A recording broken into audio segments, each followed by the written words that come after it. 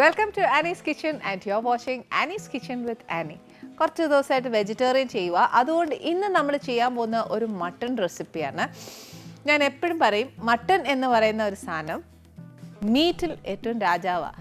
കാര്യം എന്നാന്നോ, എൻ്റെ ഒരു എക്സ്പീരിയൻസ് വെച്ച് പറയുവാന്നേരം ഞാൻ പാചകമൊക്കെ ഉണ്ടാക്കുന്ന സമയത്ത് മീറ്റ് ഐറ്റംസിൻ്റെ എന്നാ നമ്മൾ ഉണ്ടാക്കുവാന്നേലും മട്ടൺ ഉണ്ടാക്കുമ്പോൾ ഉണ്ടാകുന്ന രുചി ബാക്കി ഒന്നിനും വരികയില്ല. ഈവൻ ബിരിയാണി ആണെങ്കിലും മട്ടൺ കറി ആണെങ്കിലും പെരട്ടാണേലും എന്നതാണേലും ഫ്രൈ ആണേലും ഒക്കെ ഏറ്റവും കൂടുതൽ ടേസ്റ്റ് ഉണ്ടാക്കുന്നത് മട്ടൺ തന്നെയാണ്. എന്നിട്ട് ചിക്കനും ബീഫും മറ്റേ എല്ലാ കാര്യങ്ങളും വരുള്ളൂ. എനിക്കിഷ്ടം അത് തന്നെയാണേ. ഇനി നെക്സ്റ്റ് എനിക്ക് എന്നാ പറയാനുള്ളതെന്ന് വെച്ചാൽ, ഇത് ആദ്യം ഒരു കാര്യം ചെയ്യാനുണ്ട് എനിക്ക്. അതെന്നാന്നോ, നമ്മുടെ കശകശ ഇതിനകത്ത് ഉപയോഗിക്കുന്നുണ്ട്. അപ്പം നമ്മൾ വർത്തമാനം പറയുന്നതിന് മുമ്പ് ഞാൻ കശകശയ്ക്കകത്തോട്ട് ഒരു ഇച്ചിരി വെള്ളം ഒഴിച്ച് വെക്കണം. അതെന്നാത്തിനാന്ന് മനസ്സിലായല്ലോ, കശകശ കുതിർന്നാലേ അരയ്ക്കാൻ പറ്റത്തുള്ളൂ. കശകശ അരച്ച് നല്ല പേസ്റ്റ് പോലെ നമ്മൾ മട്ടൺ കറിക്കകത്തോ അല്ലെങ്കിൽ ചിക്കൻ കറിക്കകത്തോ എന്നതിനേലും ഒക്കെ ചേർക്ക് വന്നേലും നല്ല ടേസ്റ്റാണേ. അത് ശരിക്കും നല്ലതാണ്. ഇത് കശകശ ഒത്തിരി ചേർക്കണമെന്നുള്ളത് എൻ്റെ അമ്മയാണ്, അതായത് ഏട്ടൻ്റെ അമ്മയാണ് പഠിപ്പിച്ചു തന്നെ. അപ്പോൾ അതുകൊണ്ട് ഞാൻ മട്ടൺ എപ്പോഴും കശകശ നല്ലോണം ഉപയോഗിക്കും. ഇന്ന് നമ്മൾ ചെയ്യാൻ പോകുന്നത് മട്ടൺ കീമ കറിയാണ് ചെയ്യുന്നത്. ഇതിൻ്റെ കൂടെ നല്ല ചൂട് ചപ്പാത്തി, ബറോട്ട, അപ്പം, പൂരി, ബട്ടൂര ഇതൊക്കെ കഴിക്കുമ്പോൾ ഭയങ്കര ടേസ്റ്റാണ്. ഉള്ള നേര് പറയാലോ. അപ്പോൾ ഇതിന് എന്നാ സാധനങ്ങൾ വേണ്ടിയെന്ന് വെച്ചാൽ ഒരുപാട് സാധനങ്ങളൊന്നും വേണ്ട, കുറച്ച് സാധനങ്ങൾ മതിയാവും. അതെന്നാക്കെയാണെന്ന് വെച്ചാൽ നമ്മുടെ വീട്ടിലുള്ള സാധനങ്ങൾ മാത്രമേ മതി. ഇതിപ്പോൾ ഒരു 1/2 കിലോ മട്ടണേ ഞാൻ എടുത്തിട്ടുള്ളൂ.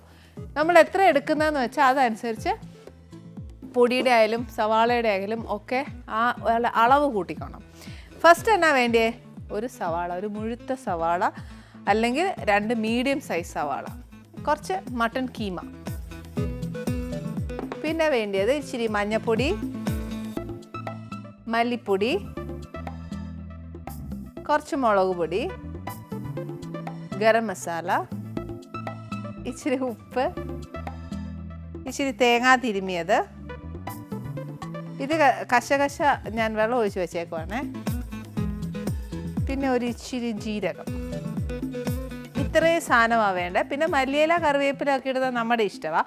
ഇത് ചെയ്യേണ്ടതൊന്നെങ്കിൽ വെജിറ്റബിൾ ഓയിൽ, അല്ലെന്നുണ്ടെങ്കിൽ സാധാ നമ്മുടെ വെളിച്ചെണ്ണയിലാണ് ചെയ്യാനുള്ളത്. ഇതിന് ഒത്തിരി സമയം എടുക്കുകയില്ല. മട്ടൺ കീമ ആയതുകൊണ്ട് വേവ് ഉണ്ടോ ഇല്ലയോ എന്നുള്ളത് നമുക്ക് പറയാൻ പറ്റത്തില്ല. പക്ഷേ എന്നെ സംബന്ധിച്ച് ഞാൻ പറയുവാന്നേൽ ഇതിന് വേവ് ഉണ്ട്. കാര്യം ഇറച്ചിയൊക്കെ നല്ലോണം വെന്തില്ലേൽ കൊള്ളുകയില്ല. പിന്നെ ഒരു കാര്യം എന്നാന്നോ, ഒരു ഇച്ചിരി ഇഞ്ചിയും വെളുത്തുള്ളിയും കൂടി ഇടുവാന്നേൽ നല്ലതാണ്.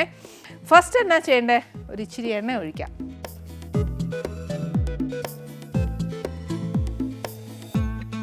കശകശയും തേങ്ങായും അണ്ടിപ്പരിപ്പും കൂടെ അരയ്ക്കുകയാണെങ്കിൽ നല്ല ടേസ്റ്റാണ്. അപ്പോൾ ഒന്ന് അണ്ടിപ്പരിപ്പും കൂടെ ഉണ്ടെങ്കിൽ അരച്ചോ. ഇപ്പം എൻ്റെ കയ്യിലില്ല, ഉണ്ടെങ്കിൽ നല്ലതാണ്.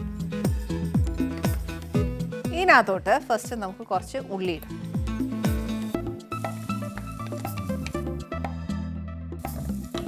ഉള്ളി ഒരു ഇച്ചിരി പെട്ടെന്ന് മൂത്ത് കിട്ടാനായിട്ട് ഒരു ഇച്ചിരി ഉപ്പ്,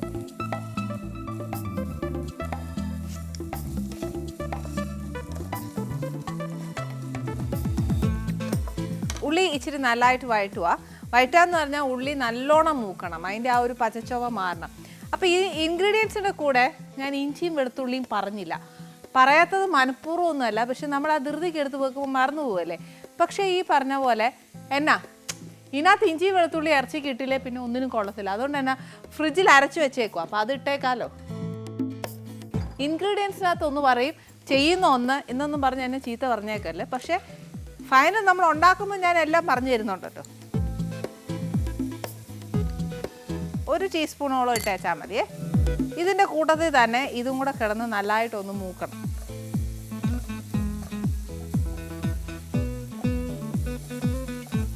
ഉള്ളി ഒരു ഇച്ചിരി മൂക്കാതെ നമ്മൾ ബാക്കിയൊന്നും ഇടണ്ട. കാര്യം ആ ഉള്ളിയുടെ ഒരു എന്താ പറയുക, ആ ഒരു പച്ച ചുവ മാറിക്കഴിഞ്ഞു കഴിഞ്ഞാൽ പിന്നെ മട്ടനും പൊടിയെല്ലാം ഇട്ട് കഴിയുമ്പോഴത്തേക്ക് ടെൻഷനില്ല.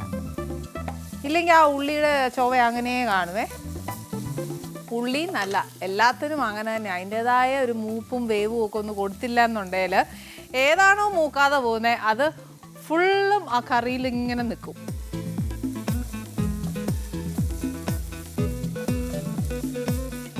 ഒരു ഇച്ചിരി മൂത്തു ആ പച്ചച്ചോവയൊന്ന് മാറി തുടങ്ങി ഇഞ്ചിയും വെളുത്തുള്ളിയുടെ മൂത്ത മണം വരുന്നുണ്ട്.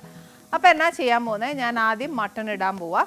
ഈ മട്ടൺ എന്നല്ല, ചിക്കൻ ഏത് ഐറ്റം ആണെങ്കിലും നമ്മൾ ആദ്യമേ അങ്ങ് ഇട്ട് കഴിഞ്ഞാൽ ഉണ്ടല്ലോ, നമ്മൾ ഈ ഉള്ളി, തക്കാളി, പൊടി, ഉപ്പ് എന്നൊക്കെ ചേർക്കുന്നോ അതെല്ലാം ഈ ഇറച്ചിയെ പിടിച്ചു തുടങ്ങും. ഈവൻ നമ്മൾ ആ ഇഞ്ചിയും വെളുത്തുള്ളിയുടെയും ഉള്ളിയുടെയും ഒക്കെ ആ ടേസ്റ്റ്.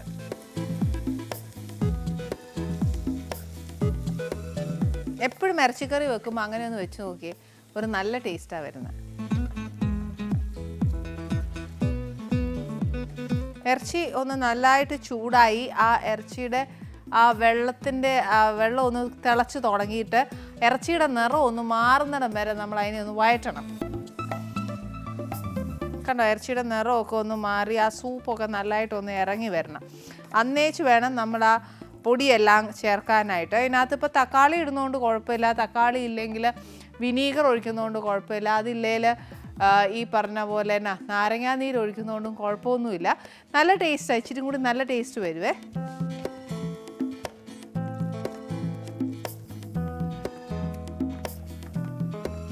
നോക്കൂ, ആ ഇറച്ചിയുടെ ഫുൾ വൈറ്റായേ, ഇതിനകത്ത് ഒന്നുമില്ല. ഇനി നെക്സ്റ്റ് എന്നാ ചെയ്യാൻ പോകുന്നത്, ഞാനൊരു ഇച്ചിരി തീ കുറച്ച് വെച്ച് പൊടിയെല്ലാം ചേർക്കാൻ പോവാം. കുറച്ച് മഞ്ഞൾപ്പൊടി എന്ന് പറഞ്ഞിട്ട് സ്പൂൺ നിറച്ച് മഞ്ഞൾപ്പൊടി ഇടുക എന്ന് പറയരുത്. അതിന് മഞ്ഞൾപ്പൊടിയുടെ ആവശ്യമുള്ളത് അത്ര ഇടുക. ഒരു 2 ടീസ്പൂൺ മല്ലിപ്പൊടി വേണം. കാശ്മീരി ആണെങ്കിൽ 2 ഇട്ടോ, എരിവുള്ളത് നമ്മുടെ എരിവ് കണക്കാക്കി. ഇതിപ്പോൾ കാശ്മീരി ആയതുകൊണ്ട് 2 ടീസ്പൂൺ. ഗരം മസാല ഒരു 3/4.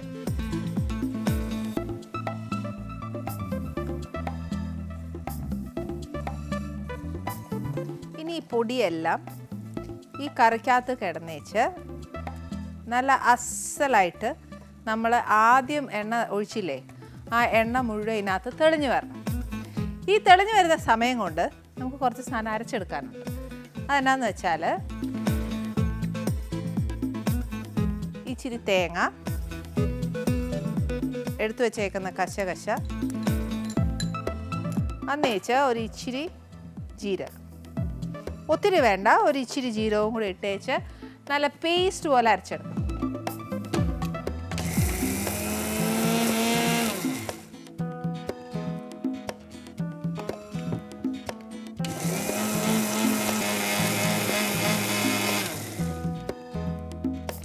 ശരിക്കും പറഞ്ഞാൽ ഇപ്പം അത് പേസ്റ്റ് പരുവത്തിലൊന്നും അരഞ്ഞെടുത്തിട്ടില്ല, അത് കുറച്ചുകൂടെ നല്ലതായിട്ട് അരയണം. ശരിക്കും നമ്മൾ ആദ്യം ഒഴിച്ച എണ്ണ പോരാന്ന് നമ്മൾ കുറച്ച് കഴിയുമ്പോൾ തോന്നുവാന്നേൽ ഇപ്പം ഈ ഒരു സമയത്ത് നമുക്ക് ഇച്ചിരി കൂടെ എണ്ണ ഒഴിക്കാൻ തോന്നും. പക്ഷേ എന്നാന്നോ ഒഴിക്കണ്ട. കാര്യം എന്നാന്ന് വെച്ചാൽ നമ്മുടെ മട്ടനകത്ത് ഇച്ചിരി കൊഴുപ്പുള്ളതല്ലേ, അന്നേരം അത് നല്ലതായിട്ട് ചൂടായി വരുമ്പോൾ ആ മട്ടനകത്തെ കൊഴുപ്പും കൂടെ ഇറങ്ങുമ്പോഴത്തേക്ക് കുറച്ച് ഓയിലി ഒത്തിരി ആയിട്ട് തോന്നും. അപ്പം അതിൻ്റെ രീതിയിൽ തന്നെ അത് ഇരുന്നേച്ച് ഒന്ന് തന്താനെ ആയി വരുന്ന ഏറ്റവും നല്ലത്. ഇനി ബാക്കി നമുക്ക് അരച്ചെടുക്കാം.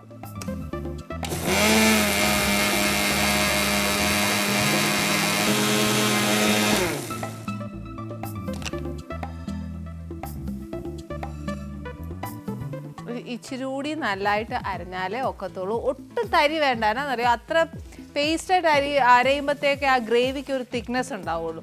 അതാ ഏറ്റവും ടേസ്റ്റ്. ഈ എണ്ണയിൽ കിടന്ന് തന്നെ ആ നമ്മൾ ചേർത്തേക്കുന്ന മസാല എല്ലാം നല്ലതായിട്ടൊന്ന് മുരിഞ്ഞ് വരുമ്പോഴത്തേനെ ആ ടേസ്റ്റ് വരത്തുള്ളൂ. ഈ കറിക്ക് ഒത്തിരി കറിവേപ്പില വേണ്ട, അതിന് പകരം ഇച്ചിരി മല്ലിയിലയാണ് കൂടുതൽ വേണ്ടത്.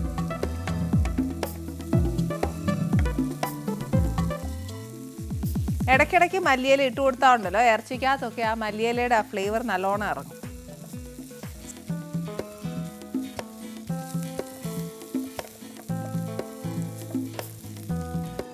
ഇത് ശരിക്കും മൊരിയുന്ന സമയത്ത് നമുക്ക് ആ ബാക്കിയും കൂടെ അരച്ചെടുക്കാനുള്ളത് അരയ്ക്കാം.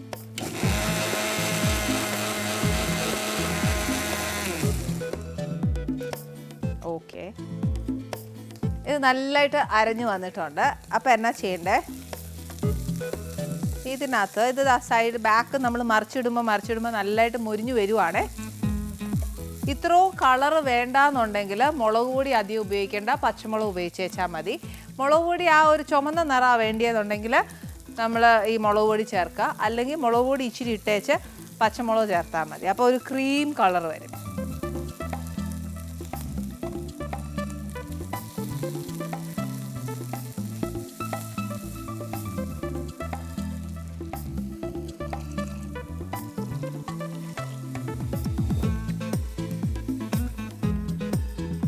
ശരിക്കും ചിലരൊക്കെ പറയുന്നത് എന്നാണെന്നറിയോ, കീമായ്ക്ക് അധികം വേവില്ലെന്നാണ് പറയുന്നത്.